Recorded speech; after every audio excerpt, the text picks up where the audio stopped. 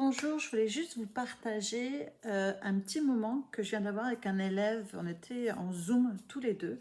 Dans le fond, c'est un élève qui est en septième année, donc secondaire 1, qui a appris le français plus tard. C'est-à-dire qu'il a commencé sa scolarité en anglais, puis il a fait ce qu'on appelle le late immersion. Donc il a commencé le français, donc ça fait sa deuxième année maintenant qu'il a appris le français, qu'il apprend le français. Comme c'était une langue première, dans le fond. Et donc là, j'ai fait une évaluation sommaire avec lui, savoir quelles graphies il connaissait et quelles graphies il ne connaissait pas. Donc ce qui est ressorti, c'est le wa, le gne, le ou, le AAU, mais c'est comme une règle contextuelle. Et on a vu le on aussi, pour l'instant, c'est ça mes focus. Et aussi, j'ai vu que ces structures syllabiques, comme consonne, consonne, voyelle et consonne, voyelle, consonne, n'étaient pas assez fortes. Donc, on est revenu sur ça. Comme c'est un enfant, un apprenant, un élève qui est assez quand même vieux, je commence toujours, donc je cible une graphie. Je lui raconte des fois une anecdote qui va avec. Moi, j'aime beaucoup lui parler du on, mais avec la chanson du Pont d'Avignon, mais je ne chante pas nécessairement, mais je lui montre la photo ce pont-là d'Avignon en France qui est coupé en deux. Donc il y a cette particularité-là.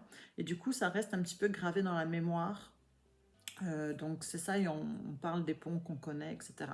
Donc c'est relié à un événement ou à une histoire comme ça peut faciliter la mémorisation.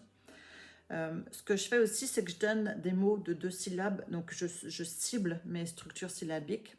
Si on y va avec le ou, je vais y aller avec tour, exemple, comme consonne, voyelle, consonne. Donc ça me permet aussi de travailler les structures syllabiques sur lesquelles il est un peu plus fragile. Et j'augmente aussi la difficulté avec le nombre de syllabes. Okay. Mettons pour le gne, on avait donc il y avait le on qu'on a vu et le gne, donc là je les ai mis ensemble pour le mot montagne. En plus il adore faire du ski, donc c'est pour ça que j'en profitais aussi pour travailler le mot montagne dans un thème qu'il aime. Okay.